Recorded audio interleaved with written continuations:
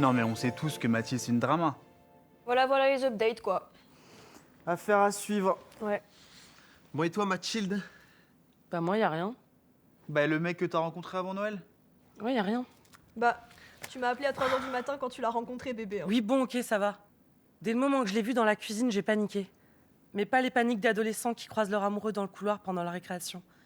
Celle dont je vous parle, elle vous paralyse. C'est comme ça que j'ai compris. Dès la seconde où je l'ai vu, j'ai su que j'étais foutue. Il m'avait attrapée avec ses yeux. Sans un mot, juste un regard. Je trouve ça étrange parce que même si je suis amoureuse de l'idée de l'amour, j'y vais jamais à l'aveuglette. Sauf que cette fois-ci, c'est comme si on m'avait pas vraiment laissé le choix. J'y vais.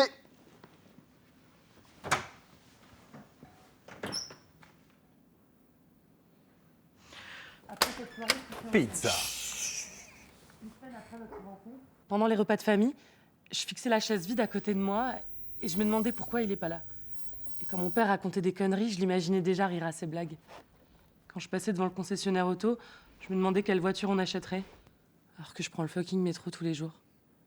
Je le voyais partout. Je voyais son âme partout. Son âme.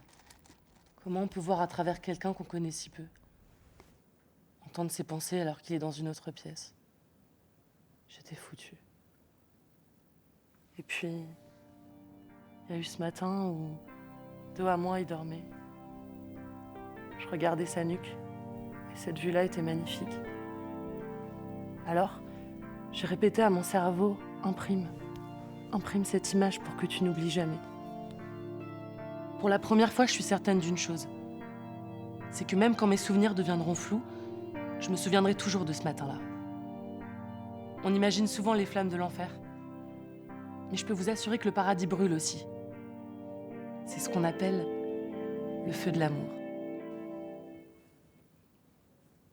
Mais qu'est-ce qu'il foutait là, lui? Et du coup, il se passe quoi? Bah rien, on se parle plus.